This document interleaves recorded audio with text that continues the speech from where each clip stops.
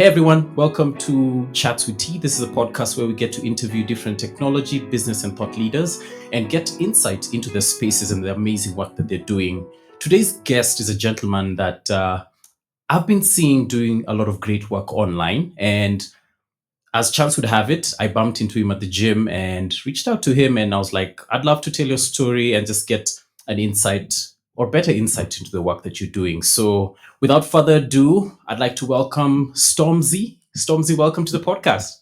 Yeah, thanks for having me, Roger, man. Finally, we get this done.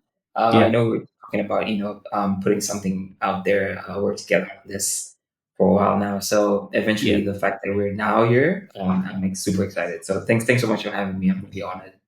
Cool, cool. Thanks for making the time. So, again, welcome to the podcast. You've had such an interesting career journey, starting out in government projects, moving through product and customer success roles, and now you're a senior engineer at SourceGraph. Can you take us back through that path and what inspired you to pursue a career in tech? Yeah, I mean, that's a fantastic question. I mean, for me, it was um, always just wanting to do a little something different in terms of like the approach on how I wanted to do my career. Start off in the beginning when I was young, young whippersnapper, no idea about how the world works. I wanted to build my own business and scale it to hundreds and hundreds of millions of dollars, drive Ferraris, date European models, and all that kind of stuff. So I was really building that whole pie in the sky thing without a plan, and it led me down a path where I was able to learn lessons the hard way. The world taught me very important lessons about patience, about setting your expectations right. It's not bad to dream, but it's just good to do so with realistic goals, smart goals, kind of like that's what they're called. But yeah, the whole path came from failing and then now having to go down the regular brick road where people have to apply for jobs, apply for internships, so then apply for jobs, scale up the ladder in the careers slash uh, employment space, and then from there, if you have a little bit more insight on how you want to approach business, then you can go ahead and do that. So that's kind of like what I did, and for context, I started off as a what do they call them nowadays? But it was like almost like quote unquote like a technician kind of role. Okay. Just helping people setting up their computers, helping setting the help set them up for like a WebEx meeting because back then people didn't even get set up for WebEx, and all that kind of stuff. And then it transitioned into now like hardware, help fixing computers and stuff like that for people at the office. This is when I used to work at the World Agriculture Center. And then that transitioned into now coming into I did a little bit of a stint in government, which was a snooze fest. Nothing really was down there. I'll be quite honest. So they got to just earn a salary doing nothing, which is unfortunately the case with how these things are. Then eventually I got into now a serious multinational where now I did sales plus support plus clinical guidance and all that kind of stuff. So it was really, really tough. Very, very long nights. And yeah, after that, moved back to the government again. All right, sorry. From government, moved to private sector, then government, then got the multinational, and then now got and I said, you know what, this is all good. I'm all set. I don't want to touch this kind of work anymore. I just want to do engineering, which is basically what I did in uni. Yeah, here we are. All right, cool. Thanks for taking us back memory lane. And one of the other things I'd like to understand is now that you're a senior engineer and a tech lead at SourceGraph, what does your typical day look like? Yeah. So I think with our product, because when I joined SourceGraph, we were very, very much selling self-hosted SaaS solutions. So there were a lot of nuances when customers were deploying our SaaS on-prem. And what that meant is they would break stuff, whether they're doing it on AWS. EKS, they're doing it on GKE, they're doing it on Azure, and they would have, like, I will say for a fact, like, S&P 500 slash massive companies that are listed in the stock market right now operate extremely differently from each other. They will not follow like standard procedure. They will do everything custom. And if you sell them a product where they can customize to the level of preference, they will break it in ways you can never imagine. So literally, my day to day is literally okay. We need to put out these fires, these issues that are going on with the product. So we're fixing bugs. We are helping out these customers, hopping on calls. We are supporting our engineering team as well when it comes to just the whole product improvement stuff. We're working with sales folks, or working with customer success folks as well, just to support them as well with the clients and stuff like that. So very, very demanding job. But now with AI, it's becoming a little bit more easier because we're also building our own AI coding agent tool. So yeah, it's amazing to be in this space and just see how the velocity of that market is going. And yeah, I really hope that one day folks in the global south will be able to experience these things. So yeah, in a nutshell, it's just putting out fires on a day to day basis. Oh, okay. That's good to hear. I know any role that's customer facing is normally very demanding, and I can imagine every customer or partner that you work with is very different. And just based on what you mentioned, like they will use your tool differently, break it differently, and you'll need to provide that support. So thanks for actually sharing that with us. The next question I have is, looking back at your career, is there a project or achievement that you're particularly proud of and something that made a clear impact? Wow, that's a great question. I tend to not remember because they really come and go really fast. But yeah, I mean, I've been able to work with massive banks, especially in the financial sector, who are really, really, how can I say, they just have very specific special needs that you need to be, number one, patient, and number two, very knowledgeable in the field.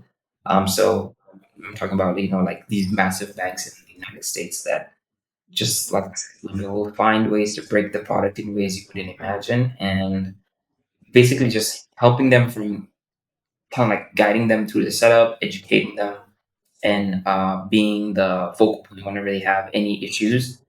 I want to say like it was almost close to like being a forward deployed engineer at one point in time before we actually started hiring for those roles. And it was very hands on. It was very demanding. But yeah, like those are the most proud moments. Just working with these banks with trillions and trillions of dollars in assets, and you're like, yeah, I'm working with these people on a day to day basis. I know their names. They know my name, and yeah, it's just a pleasure. All right, cool. You've mentioned a certain term, forward deployed engineer. For those who are not familiar with the term, because I know it's not something that was common back in the day, what exactly is a forward deployed engineer? Yeah, that's very true. So FDEs are basically engineers in training who understand the product and can go into a customer's setup or slash environment and work there. So they will work for the company they're hired for, but they will be working alongside engineers and admins on the customer side as one of them. So they'll have laptops, they'll have access to tools that that company uses, basically to pinpoint the problems and pain points way before they happen. And if they happen, they're just right there on site to help them fix it. So it's very hands on and very custom. And yeah, there's a lot of travel. There's a lot of yeah, there's just a lot of nuanced things that you need to understand about the company because you're literally working with them, even though you're not their employee. So that's in a nutshell, what an FD is. And yeah, folks who work there, they get to enjoy, the perks of, moving around, saying, I'm working with this customer, even though I'm employed elsewhere. So yeah, that's kind of those things. Yeah, cool. It sounds like a pretty sweet gig because I can imagine the different kinds or types of clients or partners you get to work with. You get to be embedded in their teams for a period of time. You get to see how different teams are structured, how different teams build software, and just get an understanding, a wholesome understanding, basically, of like the product development life cycle or just how different teams are set up. So sounds like a pretty sweet gig, actually. Yeah, I mean, for folks who are on it, of course, they're super busy. Clients will do a lot because they now know you're there. So yeah, it's sweet in terms of like the perks and stuff, but the work is you have to put in work. So yeah. Yeah. And do you find yourself, are you only embedded with one team at a time, or have you found yourself in a situation where you're supporting more than one team or company? Oh yeah, that's the day to day. We have multiple customers. They're in the hundreds, and so we have a bigger team now, where we're able to just kind of like show up for these customers and make sure that they're well taken care of. And the issues that they bring, vary over time.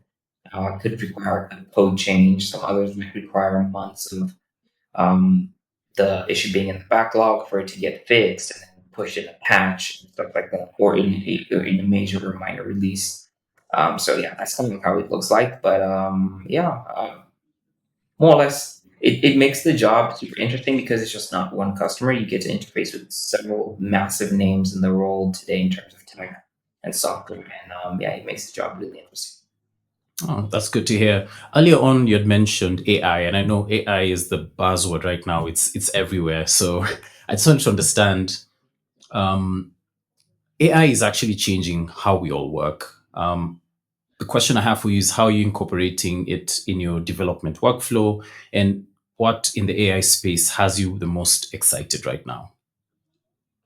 Yeah, so for me right now it's coding agents, and the pace at which they're coming. So think of Claude Code. I'll plug our product AMP here, and basically you can be able to write software with just prompts.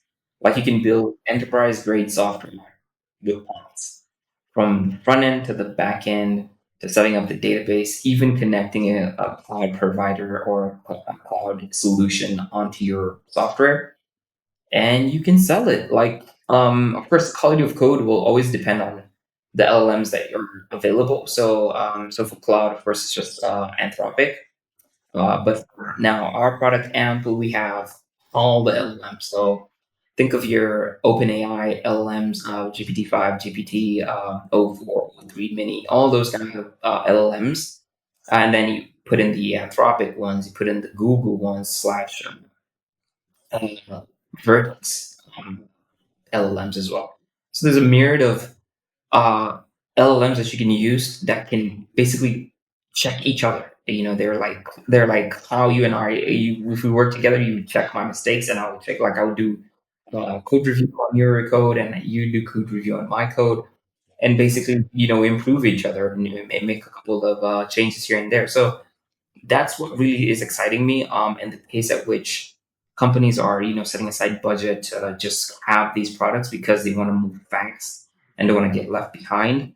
It's just a thing of beauty. So yeah, coding AI agents are amazing. Even AI agents in general, also really improving. So shout out to folks at Manas, folks at Complexity, who are giving these products out to the general public for so yeah, it's making work much simpler. We can move at such pace and push new releases as fast as possible, improve the product. And yeah, basically, as long as you can think of an idea, you can execute it. Yeah, I agree with you. There are other skeptics who seem to think that coding agents actually, depending on the context and how you prompt, might give you a lot of verbose code and end up actually slowing you down instead of making you more productive. I don't know if you've experienced that with how you work or how your teams are structured.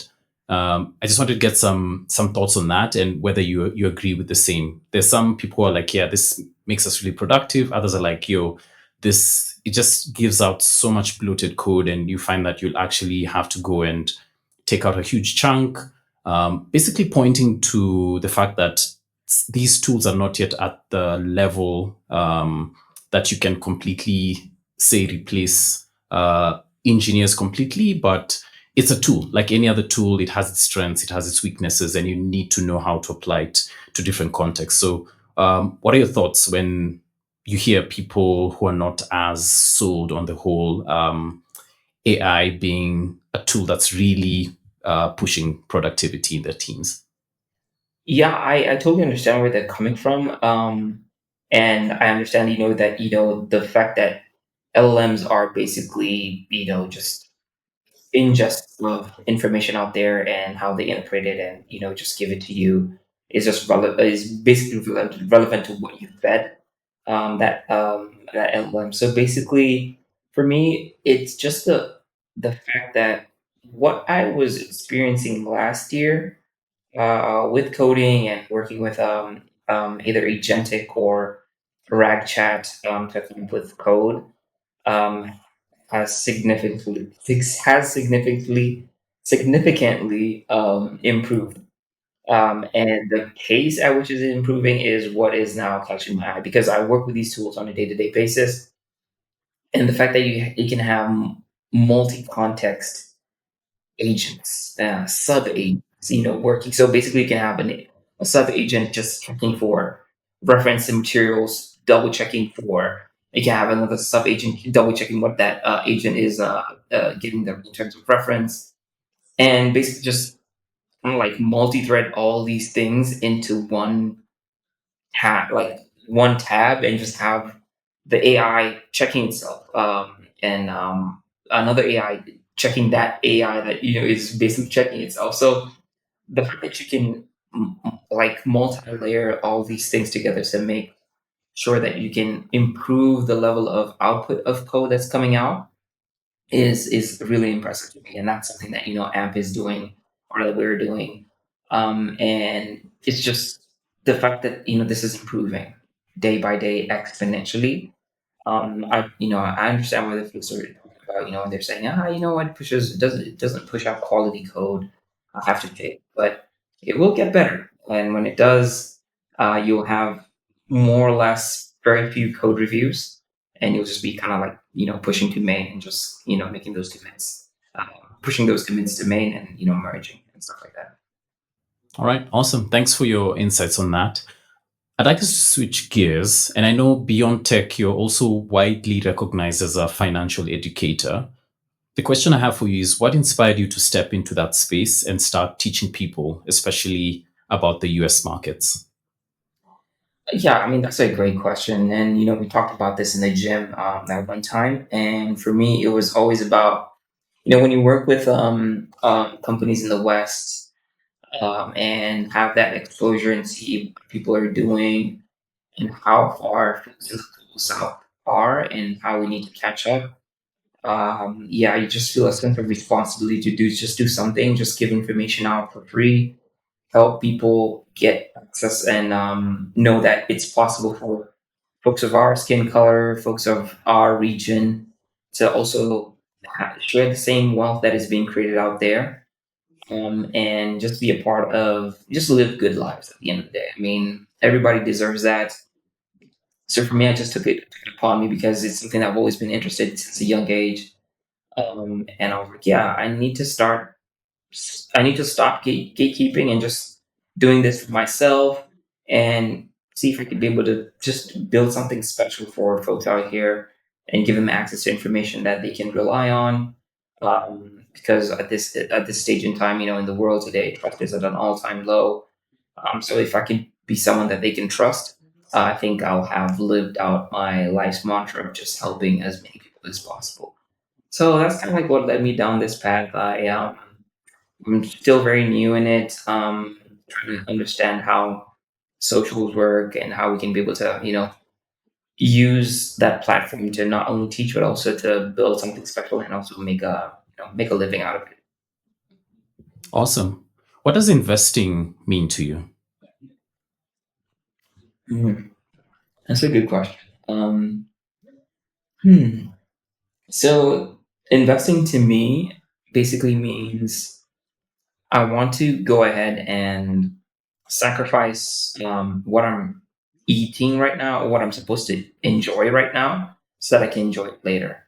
And by later, I mean at a time where I can, or rather, I am not able to have same levels of energy, same levels of strength to be able to, look for new ideas or go to work. Yeah, so for me, it's just, saying no to the pleasures of the mind, body, and soul right now to just look down the path 10, 15, 20, 30 years from now and say, hey, the decisions I made X amount of years ago is what is putting food on the table, is what's paying for gas or paying my employees, our staff at the house, buying food and all those kind of things. So yeah, that's kind of what it means to me.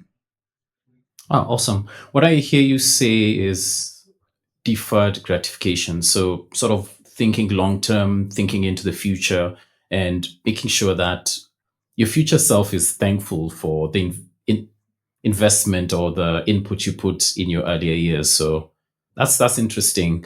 Um, as I was doing my research, I heard that you had a stint in university trying to, or rather, trying your hand at trading. These days, you're very vocal about why you're against trading, and you're advocating for investing. Can you break down the difference for us in simple terms between trading and investing? Yeah, happy to do that. My goodness, ignorance is bliss, and I paid the full price for it in university. Just going ahead and just trusting people that I call my friends, and we got into trouble. And up to this day, I always just look back and regret. But that was the story that kind of like led to me now being super passionate about not really. I'm not against the activity itself, but I don't think it's the odds are stacked up for regular people like you and I to win consistently. And that's the big difference about trading and investing. So, because of the velocity and the amount of times that you have to be active to quote unquote look for an opportunity to turn a profit, most people tend to fail. Not even most people, 99% of people lose money. And what losing money might look like is you might wipe out your account completely, or you can lose it steadily, as I did when I was learning. And yeah, at the end of the day, you are competing against uh, PhD majors in physics, math, quantum computing, for example, people who are building algorithms right now, even with AI, that are churning out decisions at nanosecond kind of like speed. So they make quick ins and outs of the market and basically, make a profit for the organization and the people that work there because they're doing a service to the market by providing liquidity, buying and selling at any point in time, even when markets are a bit slow, and you're that's your competition. So when people preach that, oh, you know what, you can make money off of this, you can make a full-time income.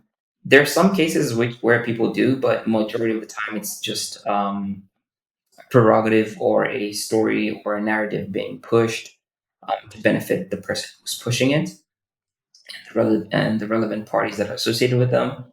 And they lure in very young people. In fact, everyone from different walks of life are lured in very easily because it's a get rich quick scheme. You don't have to do much. You just have to look at these charts, make a decision, and make money. And it's in US dollars, so it entices very many people. So I'm not against Forex. It's a good thing. But I just really, really try and try and just to educate people and just let them know, hey, you know what? Chances of you losing money are extremely high and you will lose money. Aside from that, you want to do it the long game and not look at, short term gratification and, stuffing yourself with dopamine. Just play the long game, buy and hold good quality companies for the long term because there are people that are out there that you can use as references. And, I want to sound so cliche, but, the Warren Buffett's, the mongers of this world, been able to achieve tremendous success with that simple model. So, yeah. Awesome. Hmm. So the follow up question I have is there's so much financial advice online. Some of it is good, some not so good. How do you personally filter through all that and figure out what's worth listening to? Yeah, so for me, basically, if someone is talking about finance or how to achieve something, they should number one, show and not tell. If someone is just telling stories and like, oh, I made $1,000 this month out of doing something, and they're not showing, they're just telling, then that's a quick red flag for me. I really don't want to listen to that kind of stuff. But if someone is like really, really speaking about something, they're passionate about it, you can see that this is someone who is very knowledgeable on the topic, and they're giving the truth. The truth being um, the red flags and the green flags and everything in between, the bad days, the good days, and all that stuff. Just painting the picture for people who are interested to let them know that these are the risks. And with these risks, these are the potential rewards that could come with those risks that you're taking. So if that person is, along those lines, then yeah, I will consume that content there. Speaking of showing versus just telling, you founded Basquiat Capital. Tell us the story behind that. When did it start and what was your inspiration for building it? Yeah. So honestly speaking, I didn't have the intention of building it up until last year, around I think it was around September, October time like this actually. Yeah.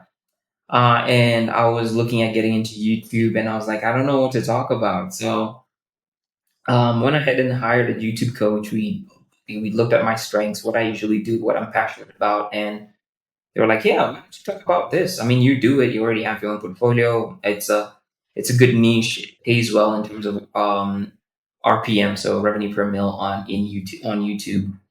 So you can make some good money and also kind of like build a business on the side for it." And I was like, "Yeah, this is a good idea."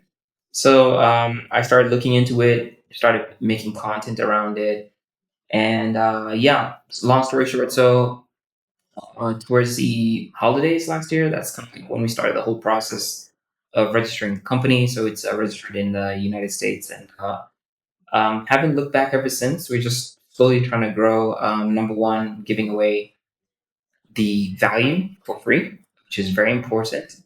And then if someone wants to kind of like look for help executing, then we're there. We're there to do that. That's interesting. There's a couple of things you've mentioned I'd like to get into. You mentioning that you registered your company in the US and also getting a YouTube coach. Maybe just starting with registering your company in the US. Why did you focus on doing it in the US vis-a-vis registering it here in Kenya? Yeah, to be quite honest, I have no problem with Kenya and all that, but we already know our problems as a continent, not just Kenya alone. A lot of greed on this continent, and it's manufactured by. Yeah, this is going to be controversial, but yeah, it's manufactured by the West because they place in puppet leaders, that they can control and things like that. But anyway, for full context, with the United States, some states don't pay state tax; you just pay federal tax, and you can also at a good rate in terms of like the returns. So there's structure there, and Uncle Sam, as long as you're paying your taxes, he will reward you. Kind of like, and that's why I went that direction as well, and also just access to tools, access to personnel, and folks who could be able to help you scale and grow the business. They're mostly stateside, so think of platforms like Stripe. It's very difficult to open a Stripe account if you have a uh, an account in the global south. So, and that's the common payment processor because people need to see that they can trust that wherever it is that they're putting their credit card information, it's safe. And if it's like that, then for sure, it's one of the best for that. And just the tools, like I said, professionals, tools, and all that kind of stuff that can help you build a sustainable business that is. not like on a global scale. It can be accepted around the world, and people will be happy to buy from you as long as you're giving them value. So that's the reason why. All right, awesome. Let me guess. Is it registered in Delaware? No, you're close though. Ah, Yeah, yeah, where? in Wyoming. Yeah, Okay, cool, cool. I think most people I know who have businesses stateside normally like registered in Delaware. So that's good to know. Switching to the other thing you mentioned, you getting a YouTube coach. And I just wanted to understand for how long have you been creating content and creating this financial literacy or education content? And you said that it does make you money. So is the money good? Because I hear if you're creating content, content creators in the West vis-a-vis content creators in Africa generally, the gap is huge in terms of remuneration. So are you making good money, or are you just doing it mostly for the education and that creates leads for your business in Basquiat Capital? that is correct. Yeah. So in terms of like making money off of TikTok or Instagram or YouTube, I haven't made a single dime off of those platforms, which is fine. The channel is just 1 year old as of last week, I think. It's totally fine. There's a lot of growth that is expected. I'm still not a industry leader in kind of like what I talk about, and there's a lot of trust to be built. And how do you build that trust? Which is giving away quality, value information for free to everyone around the world, and just continuing to do that even though you're not making a single dime. Because at the end of the day, I enjoy this, so I don't mind putting my investment into that with time and money, and having a team to help me achieve that goal. So the money isn't there yet, but what I can see is people are really interested. There's a lot of feedback that I get from people who book calls or just say something in the comments and say, "Oh my gosh, this has helped me. I'd like to get started." And we're like, "Yeah, that's why we have this free course. Hop onto the community and just ask any questions, consume the information that's there, critique, because I'm still a human being. I'm bound to make a mistake here and there. And then we grow together.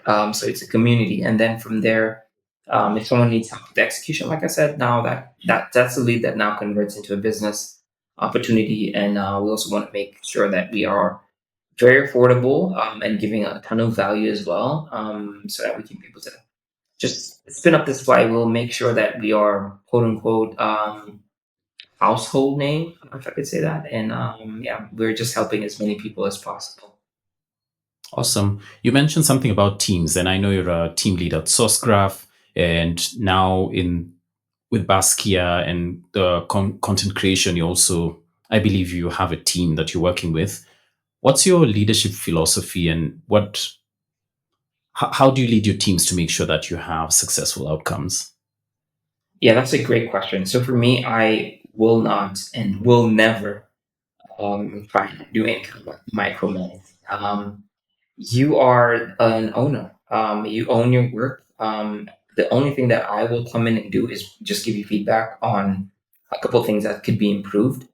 And that's it. So basically, it's more or less flat. I like to interact with my teams and people who I work with as a peer, as opposed to just quote unquote a hierarchical leader. And this is the decision. This is where we're gonna go. I want you to do X, Y, Z. Challenge me. Bring in new ideas. Tell me what you're thinking. Let's try it. You have an idea. Let's go ahead and try it. If it doesn't work, we've learned something. Let's iterate, improve, iterate. So that's kind of like how I like working with my staff and folks at SourceCraft as well. I just give them the creative freedom to just be the best versions of themselves and pay them handsomely for that, and make sure that they're comfortable, because if they're comfortable, then there basically no problem. Someone will want to work with you for a very long time. I'm a bit puzzled, Stormzy, between being a team lead at Sourcegraph, running Basquiat Capital, and also doing content creation, which I know is like it's like a full-time job. You wear a lot of hats. How do you balance all of this? I don't know. I'm not gonna lie. I'm not gonna lie, Roger. I honestly have no idea how I do it. But now to be quite honest, I now understand what Warren Buffett and the greats, kind of like say, if you are passionate and love doing something, you don't feel like it's work. So I'll do something, I'll create the content, I'll work with clients and all that, and I'm just happy. So I don't feel like I'm working. I feel like it's just it's an activity like breathing. So I look forward to those things, and I'm excited. Of course, I'll have my days where I'm like, dang, there's so much to do today. But at the end of the day, I just enjoy what I'm doing, so it doesn't feel like work. And I think that what's kind of like what makes it super fun to just do. And yeah, I think that's like what I want to say.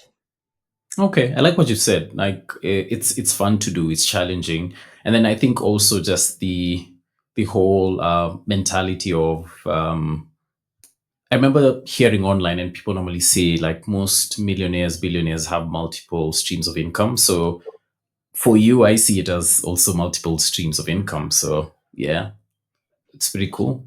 Eventually. Eventually, yeah, Yeah. yeah, eventually, cool. All right, Yeah. awesome. All right. So I'd like us to deep dive a bit more into investing and wealth building. And some people think about borrowing to invest, basically going into debt to get started. What's your take on that? Is it ever a good idea to go into debt to invest? It depends. And this is, I think I'm going to just do a one pronged answer on this one. It depends on the arbitrage. And what I mean by arbitrage is the difference. So if you're taking on debt, how much are you paying monthly in terms of like the rental, like interest? And if you have a figure, say for example, you're paying a 2% interest per month, or it's annually translating to 24%. What are the What's the difference of that versus now what you're looking to invest in? What's the projected slash average returns on it? Is it 20%? Is it 15%? And then if you can do the difference and it makes sense, it's a net positive minus costs and all that kind of stuff. When you do your math and you've really done your due diligence, then it may make sense to take on that because number one, you're not using your money. So you're good there. You're using other people's money to make money. So that's really smart. And that's kind of like how very wealthy people also kind of like play the game because it is a game. And if you're able to do that and have a net positive at the end of the year, absolutely take on debt. But if it doesn't, make any mathematical sense like that, like you're borrowing money, you're paying, like the global south interest rates, in the high 20s, and you're getting, you know, not that much in terms of like returns on the investment or expected investment return, then yeah, you're playing a loser's game and you will not win in the long term. So it's always nice to just have that information and just doing your own research, looking at the possibilities as well, with the opportunity cost of yeah, if I put my money here or if I put other people's money in here, what am I missing out on elsewhere? So yeah, that's kind of like how I would answer that. Okay, that makes sense. Maybe we should have started by prefixing it with this is not financial advice. Do your own research. Do your own research. Definitely. Yeah, Yeah. All yeah. right, cool. Thanks for that. So, passive income is a term that gets thrown around a lot. From your perspective, what does that mean? Yeah, passive income for me just means right now it's 6:52 p.m. East Africa time. People are going out or preparing to go out, have drinks with friends, have a fun night out, stuff like that. It's a weekend. So what's happening right now? Because you're not being productive, you're not being paid for your time as you go out and drink or have fun with your friends. What is your money doing? Or rather, how are you making money as you're enjoying? So passive income for me is cool. I'm now outside. I'm enjoying my time. I'm having a great evening with friends, family, my loved ones, and something is happening in the background. I mean, It's a different time zone from where I am right now. So Eastern time, and the New York, for example, the New York stock exchange is open. What's going on there? Is money making? Is my money slaving for me as we go ahead and do this? This drinking thing, and yeah, passively, have I made any money today without having to put in a single minute of active work? It could be hard labor or just white collar stuff. Yeah, I've made that. If that is true, then I'm winning. I'm winning in the long term. That's passive income for me, and I think that's why I like investing in the stock market because we're straddling multiple time zones, and the fact that right now my money, my client's money, is working as we speak. Right now as we speak, is just that. All right, awesome. You've mentioned, and I've seen this on a couple of your like TikTok videos.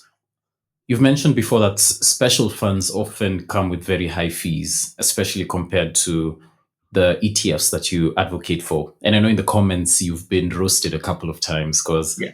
guys normally say that the fees balance out with the returns when you think of products like maybe Mansa X or the Oak Fund. So can you unpack for us, why do you see ETFs as a smarter option for most people? And for you particularly, why do you think that these other special funds fees are too high for you?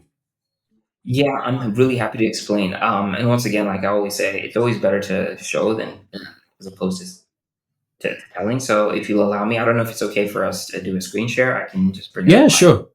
Go Okay, for cool. it. Go for it. Yeah. But basically, what this does is just shows the true cost of fees from a long term perspective because people who want to invest in these products want to be there for a while. So if we do the math, the cost of because it does cost. They charge an AUM fee for to manage your money because they're taking on a task to generate the money for you. They're working for you, and the money is working for you. So I'll just go ahead and share my screen. Um, yeah, cool, cool, cool. Awesome. So basically, I like to use this mutual fund calculator. It's the same calculator that anyone can use, but this is from NerdWallet. So this is also another firm that does a little bit of investing stuff. So if we look at kind of like the figures themselves of kind of like all these special funds work and how they deploy capital at minimum amounts and stuff like that. So if we use Mansex, for example, they have a minimum amount of like, I think it's 250,000 shillings, which is around about maybe $1,800. So if you just pop that in here, and then we say um, we're gonna do maybe $1,000 a month, which will equate to $12,000 a year in terms of additional investing. And then just work with the times when you're like, okay, I want this money to be able to take care of me in 20 years time. I want to be able to just withdraw everything and just live off of that. So let's say I'm 30 years old right now, or I'm 20 and I want to retire by the time I'm 40. So I'll just pump in 20 years. I think MansX say that they give, let's even give them 18%. Let's just say they give 18% return on average on their Mass X fund. And this is kind of like where the truth comes in. So this is the truth in the pudding, which is the fund expense ratio, which is basically the AUM fees plus all that stuff. So it's at 5%. So just drop 5. For Oak Fund, it's 6, and I want you to see this. So if you put in 6 here, you can see already this is way above industry standard. Like even in the United States, this is 6% is a lot of money for an AUM fee. So let's just work with 5%, and we'll hit calculate. So I will close this right here. So we can look at the gross amount. So if you do this for 20 years, and you want to just cash out at the end of the 20, you'll have $2 million, 2.12 to be exact. However, you are going to get 1.1 million deposited in your account because The 5% equates to $1 million. So literally, they've taken $1 million away from you as cost of generating this money for you. So they're going to deposit $1.1 million in your account. That is what you will have to live off of. And this is why I'm really, really trying as much as I can to just educate folks on this. It might look as it's very little on a short term basis, but long term, like even if we do this like for 30 years, like say you want to retire when you're 50 or 60, just watch this jump. This is a 10-year difference. Look at the cost. You're taking home 11 million, you're taking home 4. Wait. So just talk me through this again. So the 11 million is the ending value gross, and then the 4 million is the ending value net. Ah, Net. I see it now because the cost of the fees is a difference, which is the 7.4 million. Yes. The five. So Yo. if you basically probably did this yourself, if you're that good and you said, I'm keeping my costs low and probably you will do 0 point, maybe let's even be very generous and say you do 0.5% in terms of like expenses, all that kind of stuff. Just look at the difference. Yeah. So still the same amount. Gross amount is 11 million, but the cost of fees has now gone down from 7 million to just 1, and you take home $10 million. You can live off of this for the rest of your life. This can be passed on to your kids. Yeah. Um, this is on the higher side because if we said there's an ETF out there that's doing 18% and has done this consistently for time, and we just cut this and just change this from 0.5 to 0.05. Just watch this. Look at the cost. Just 119 Yeah. instead of $1 million. So now you're taking home, instead of taking home 10 million, now taking 11 million. So this is kind of like why I always want to educate people and tell them, hey, it's not a bad thing. They will generate the money for you, but how much does it cost long term? Because you're going to do this for a while and you're going to stick with them. You're going to trust the process and they will deliver. But how much are you taking home? So the 5% that Mass X, the 6% that Oak Fund does for those tremendous returns will cost you that. So once again, instead of 11 million, instead of 119,000 fees, you're paying 7 million fees. So basically, your money has worked for them and not you. And that's why there's a book called Where the Customer's Yachts by, I forget the author's name, but this is how these investment banks, and management make crazy boatloads of money to buy yachts. This is Mm. Yo, thanks for the demo. Maybe just two follow-up questions. Okay, I can see you stop sharing screen, but the question I had is, could we just do a demo with the average for, let's say, like the S&P 500? I think for the last couple of years, if not decades, it's been bringing back an average of about 10%, right? yeah. Can we do the same in comparison to the figures you were doing right now and just see what the return looks like?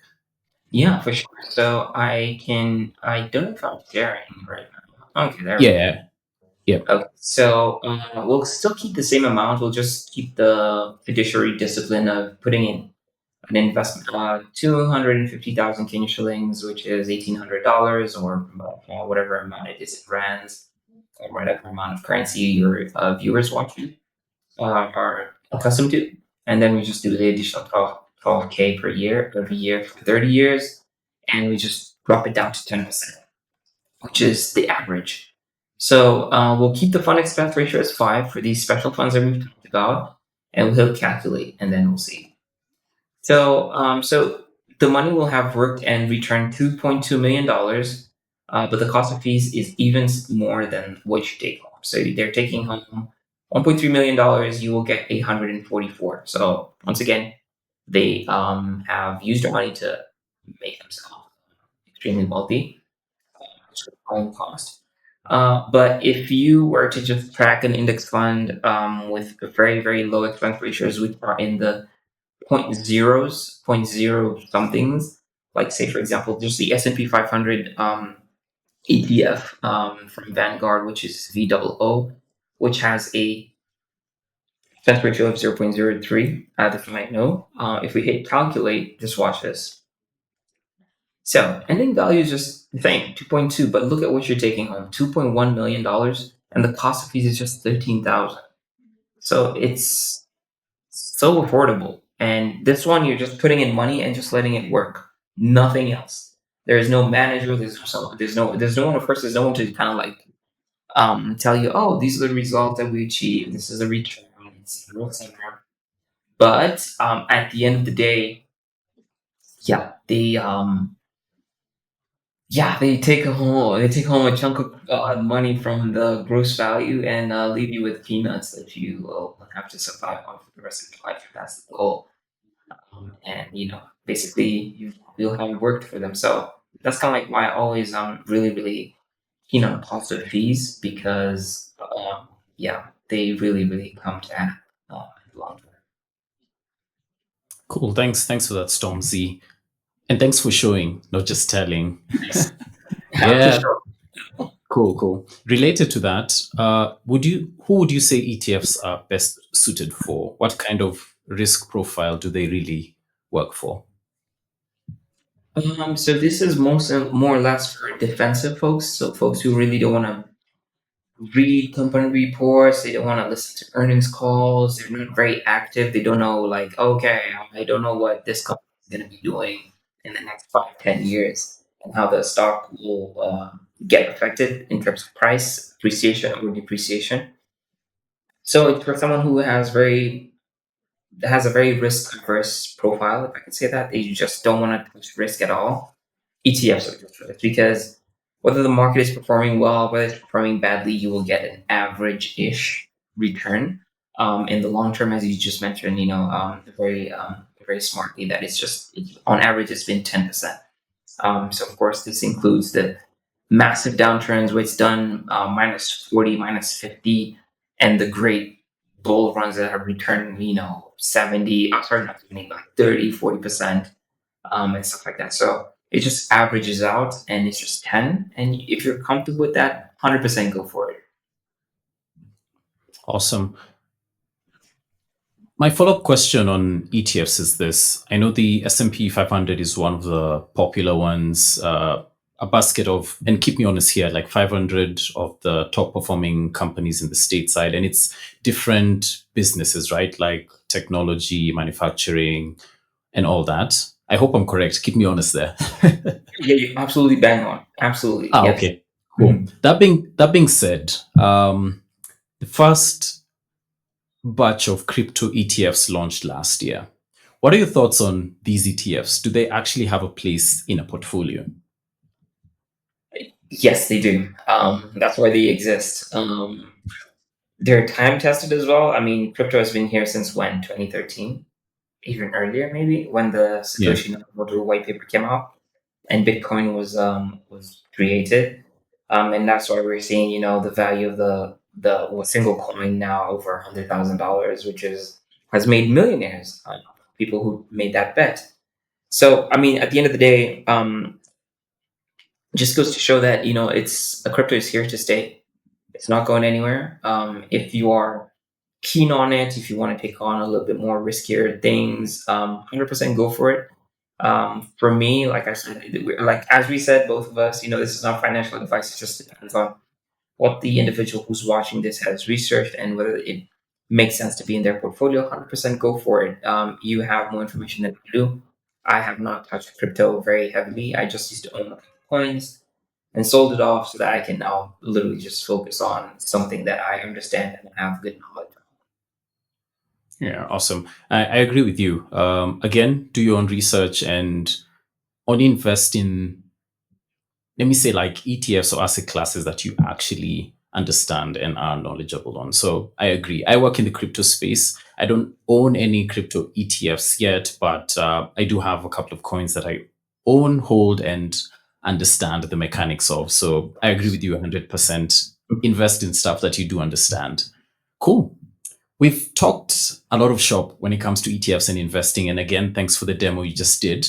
For someone who's completely new to investing, could you give us a simple ETFs for dummies, sort of like checklist, a few steps to help beginners get started the right way. I know you do charge for this information and you do partner with people who show interest in your business as Basquiat Capital, but is there anything you can share with us for free? Something like ETFs for dummies to get us interested. And if we'd like to learn more, we can come interact with you as in Basquiat.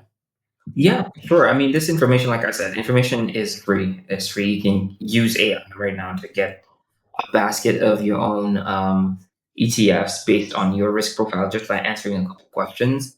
And yeah, you just get started. But for me, it's for super simple, beginner friendly ETF um, baskets that someone can have is literally purchasing the entire S&P 500, which is VOO. You can get that through Vanguard. You can get it through BlackRock. And I think State Street also have their own S&P 500 index ETF. Just get exposure into the companies that are making a difference in the United States. Then you can do outside of the United States. So companies outside of the United States are doing something that basically is of value to the human race. So we've talked about Vanguard S&P 500. We can now talk about Vanguard Total World Stock Market, excluding the U.S. So that's ticker symbol VXUS. So VXUS, which is basically Vanguard, whatever. But yeah, it's everything, but not in the United States. So you can do that, and you can now include something a little more interesting and just have own every single company in the entire world that's listed. So this is VTI, which is the Vanguard Total Stock Market. So all the stock markets that are listed around the world that are of value to global investors. That ETF also exists. So you can pick and choose how you want to get exposure in that. And by exposure, I mean having holdings that are not duplicated. So you don't have a very, you know, biased or skewed portfolio. So if you're gonna buy the VTI, which is the everything in the entire world, maybe you don't need to buy it with the VOO or the VXUS because you already have exposure in those companies. Or if you just want to like do regional, then you can do VOO in the United States. You can pick out the ETF, maybe an emerging market one that has Chinese, South Korean, basically the East in terms of companies that are listed in that portfolio, and you have exposure there. You can get another ETF for European companies, African companies, all that. So you really don't need to pick and choose which company you want to have in your portfolio. It's already there. So you just buy the entire one share, for example, or a fraction of the shares, and you already get exposure to everything. So that's kind of like how I would advise a beginner to just kind of like look into ETFs. Awesome. Thanks for that. I think it's a good entry point. And as you mentioned, this information is available on the internet, and with AI, I like how some people are actually plugging AI into their lives with like the agentic mode, and I find it really intrusive because I've seen some people who plug it into like their Google Calendar, their email. It can read like emails from their banks, the bank statements, to even come up with a investment plan for them. I feel like that's really intrusive. But yes, as you mentioned, like this is a good base for people to go and read up on everything that you shared and just get a better understanding and see if this is something that can be part of their investment portfolio. So thanks for that, Stormzy. Pleasure. On the bigger picture, though, I've seen you on a different podcast where we've spoken before about Ray Dalio, his view on the markets being driven by cycles of fear and greed. How do you apply that thinking in your own way of investing? Do you use these cycles of greed and fear to know when to invest, when to hold, when to exit? Or yeah, how do you use this view in your investing? Yeah, it's a fantastic question because I mean, folks like Ray Dalio, excuse me, Warren Buffett, have always had these principles that they abide by because at the end of the day, even the machines that are made by human beings. The algorithms are made by human beings. They don't write themselves, so they will always project our biases, our emotions in the applications and things that we build because that's just how it is. So yes, fear and greed will drive decisions in the stock market, and they will be accelerated and aggravated even more by the machine because they will follow what the sentiment is like. They will have the sentiment is, oh my gosh, this is such a bad stock. Right, bad being in quotes because the two are never mutually related at most times. And there's just a massive sell off. People just get dumping stock, taking profits and stuff like that. That will increase the velocity, and people will make a decision. They'll be like, "My gosh, this is such a bad thing that's going on with this stock," but they don't know the reason, so they will sell. And to me, that's kind of like a um, very rookie mistake because as long as the fundamentals, meaning the company is still the same company, it has the same leadership, no one has changed the business model, they're still making money, still turning a profit, the stock market will just exacerbate very minute details. Maybe just a piece of news comes out and it will just absolutely hurt the stock. And the principle is, what kind of like Ray Dalio said, fear and greed drives the market. So, what did Warren Buffett say? Be greedy when people are fearful. Do the exact opposite. Buy as it goes down, as long as the fundamentals have not changed. And once again, I can say this is not financial advice. But yeah, when it's a red day, you want to be actively buying because you're getting a great company at a discount. And when it's going up, this is when now you're selling. So this is you taking profits and getting to reward yourself and realize some of the gains that you've made.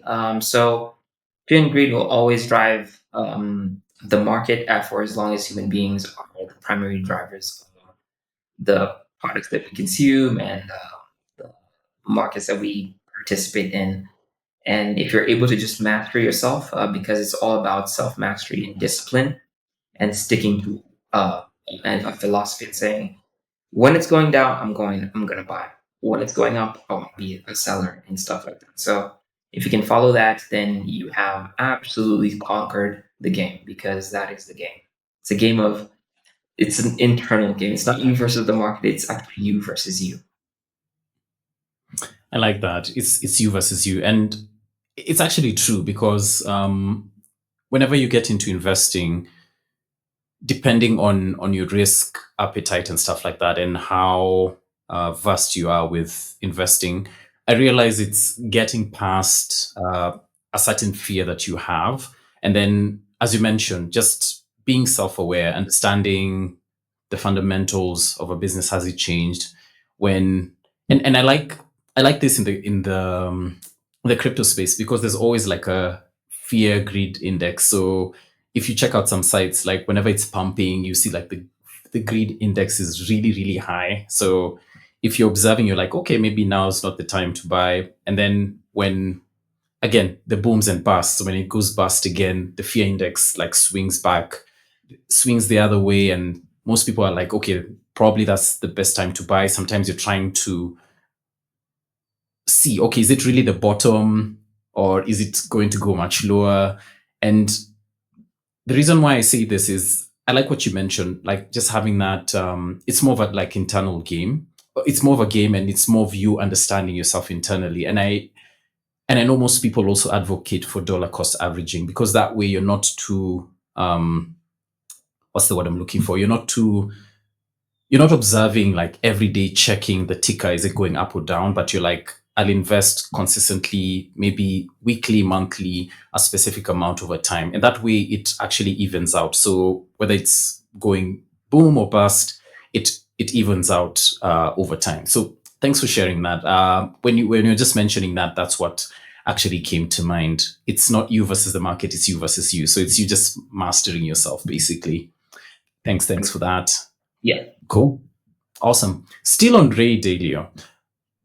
He has also predicted the decline of the US as a global empire. I'm sure you've seen those YouTube videos going around a couple of times. He's done research for the last 500 years and seen all the different empires that have come, risen to being a global empire and them declining. So, if the US as a global empire were to decline, how would this impact the way that you invest? That's a fantastic question. I mean, I watched that video years ago when he started, mentioning this, and I respect Ray Dalio. He's such a great guy. He's so easy to understand, and the way he explains his philosophy is practical to very many people. So, first, historically, empires have come and gone, dating back to the Roman Empire, the Mongols. If you look at which other empire was there? English Empire when it was their turn.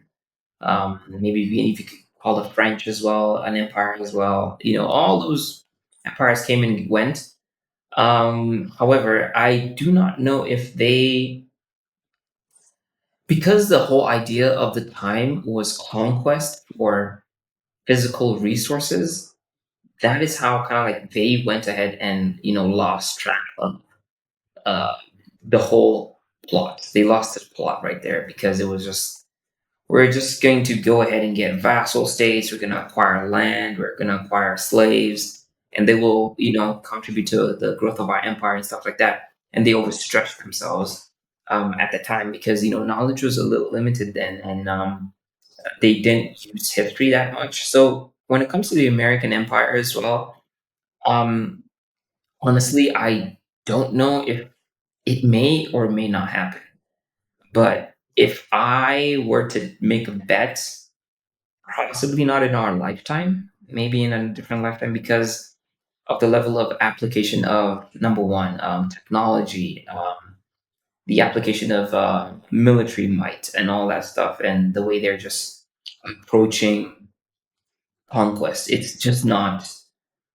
I will come, we'll place boots on the ground, we will come and conquer y'all by killing y'all. It's more or less a softer approach because their currency is the reserve currency. So we can sanction you. We can place soft, like, Cold War tactics to make sure that you feel the pain, but you're not, you were not doing like physical fighting, stuff like that. So it's things where I'm like, I think there they have extended the empire's timeline, and possibly to, I don't know when, but at the end of the day, yeah, I don't know if we'll see it in our lifetime. It's very difficult to grasp and understand because even I feel like even like the Iberians or the people from Carthage never thought that Rome would fall, the Roman Empire would fall one day, but eventually it did. So for me, it's just a wait and see type thing. We will see where this leads us because if the empire collapses, then it will collapse with everything. So even our investments. So we'll probably have to start fresh. But yeah, do know, and I'm pretty sure you know this as well, that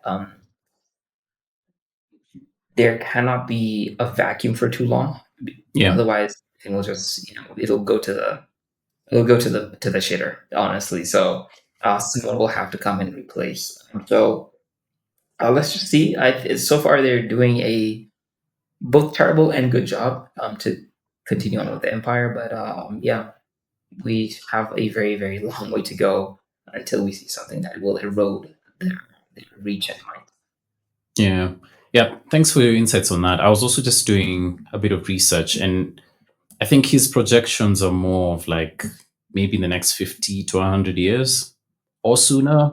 You can't really accurately predict some of these things. So we'll just have to wait and see if it'll be in our lifetime or not.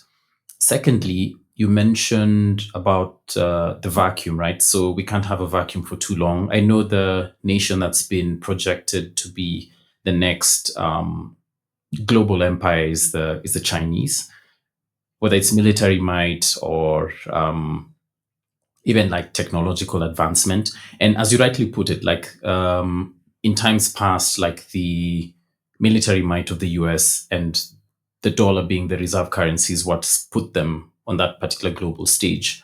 And the next frontier is actually the technological war. So we can actually see in terms of who will get there first is the person who will be established as a global empire. And as you can see, Trump right now wants to make the US the crypto capital of the world, whether it's the AI race as well. I know OpenAI are building the whole super intelligence campus. I can't remember where exactly, but it's a collaboration between OpenAI and a different couple of different investment banks. So the US is pushing hard to make sure that they retain their global empire status. And on the other end, you can see other different nations sort of coming together to consolidate power. Because I don't know if you saw the other day, I think it was Putin from Russia. There was North Korea and China. Was it China? I can't remember. North Korea and China. Yeah, they were together. So you can see, I think it's part of the whole BRICS kind of arrangement and them trying to set up their whole other monetary system outside like SWIFT, which is more aligned to the US. So a lot's happening. So, as you mentioned, you can't know for sure. Hopefully, not in our lifetime, but if it does happen, it'll be quite interesting to see how it actually plays out. So, yeah, thanks for your thoughts on that. I just have one final question when it comes to investments. Then, as we're getting to the tail end of the podcast, a question that comes up a lot, especially from younger listeners in Kenya, is about generational wealth. Can an ordinary Kenyan realistically build generational wealth through the stock market? And over what kind of time horizon should they expect meaningful returns? That is a fantastic question. And the answer is a very strong yes. This is in all caps because number one, we are now one single entity. The world is now one single entity. I know what's going on right now in the East, as you mentioned. We talked about EG hosting Putin, Kim Jong. He also had another nation from NATO on in that summit, and they just you were able to get that in real time. And the fact that you can get a response from the West in real time as that is happening. So it just goes to show, like, it's literally like listening into your next door neighbor and what they're saying, or you can even smell what they're cooking for dinner. That's the world that we live in right now. So when it comes to application of the same principles that have worked for other human beings despite our race and our location, yes, it is possible because information is now ubiquitous. It's available everywhere. As long as you're just willing to put the time to read and apply and learn, iterate, iterate, improve, you will get there. And timeline could be, a couple years depending on, how aggressively you're going, or it could be a couple of decades. I don't know. It just depends on the individual and their ability, but it is possible. And when you look at generational wealth, prime examples are the Rockefellers, the Rothschilds, people who have been, yeah, in the money game for almost close to a century, maybe. I don't even know, but just a very, very long time. And yeah, it just started with one person, the patriarch or the matriarch. That's it. So right now, if you look at yourself and you're listening to this podcast, you are there's this podcast episode. You are a matriarch or a patriarch for your future generations, and they will look back and say, Roger's the one who started this off. He put in the groundwork. He laid down the bricks and the mortar for us to be able to enjoy what we have. So our job is to protect it and also increase, because that's what he has taught us, and it gets passed along and protected very, very, very viciously by the people who will come after you. So yes, it is possible to do it. People have done it, and they will continue to do it for as long as humanity exists. And all it does is just starts with that one single person who makes that decision and says, "Yep, I want to build not only for myself, but for those who come after me, because that is a continuation of my life. They are an extension of me." And when you think about it like that, you stop being very selfish, and you look at the opportunity cost of things that you do right now. Probably I keep having a little bit of fun with folks online, like people who go to nightclubs and buy all the expensive bottles just to wash their hands with them, thinking that they got the motion, and you think like you're the man. Like if you really are the man, why don't you go ahead and do that in Venice or Saint Tropez? Why are you doing it in your small city somewhere? If you want to show off, and even if you do that, people will just look at you like you're an absolute idiot because they just have so much that they do not need to show. If they want to show off, they will do so yacht. They'll go yacht for yacht. It's the level. It's a different type of thing. It's not bottle for bottle. It's yacht for yacht. It's chopper for chopper, jet for jet. Very different games, and these are people who you'll never see them do such a thing. If they're gonna do that, they're probably gonna do that in their private island somewhere. And because we're not there yet, then why the heck are we even doing that? It's just to be famous on social media. For people who do not even know you and don't even care, especially the fact that they see you fail in life, they'll celebrate. That's like the thing that just comes to mind. So for me, it's yeah, generational wealth is just responsible thinking, looking at yeah, I am first in line for the next in line, and I will make sure that they get to enjoy life at the highest, and I will also get to enjoy life as well because I have put in the work. It might be in a couple years, but I will smile at myself because I know I made the right decision. There's no better gift than that. So, yeah, in closing, generational wealth is possible and it starts with you and me. That's well put. I don't even want to add anything to that. Just a few more questions and we'll be done. I know you had a webinar last month. How did that go? And should we expect more of these kind of webinars from you? Yeah, it went really well. I'm not even gonna lie. Like first webinar ever, we did. It was supposed to be an hour, 20 minutes. We ended up doing 2.5 hours because people were so engaged. They had so many questions to ask, and this was like proof of concept. That this is people something really people care about, and they really want to get their lives in a better state or in a better position because um, they're just actively looking for solutions. So we did 2.5 hours then, had a great session, gave away a ton of free material to just help people. That's the reason why I even came up with a community to have as many people as possible join and get access to this information and access of like-minded people as well. And yeah, we want to do another one. Hopefully, we'll do it in January. Hopefully, we'll have more people this time. And we'll do a little bit of paid ads as well to just bring in as many people as possible so that we can give away a ton of value and really help people now. Because, in January, people are like, yep, I want to change my life. So I think that's the best time to do it. And yeah, so stay tuned for that. And I'm really excited to just see how it goes. All right, awesome. I'm really excited for the one in January as well, and just how intentional rather you are about sharing the information that you have. So yeah, I'm on the sidelines rooting for you and Basquiat and just tracking your journey as you go along. Before we wrap up, what advice would you give to early career engineers or professionals who would want to grow their impact, whether it's in tech or in finance? Yeah, fantastic question. For me right now is just share your work, be very proud of it, even if it's just you starting. Share your work. People love to see people push out products, even though they're crappy, even though they're just very basic. There's a lot of love out there for people because we understand. Like for myself, if I see someone do that, I will like that post and just cheer for them because I've been there. I know how it's like just starting out. So just put your work out there. Congratulate yourself, give yourself grace, and know that it's a process as opposed to a destination. You will improve over time. You will get better, and you will be able to command better salaries.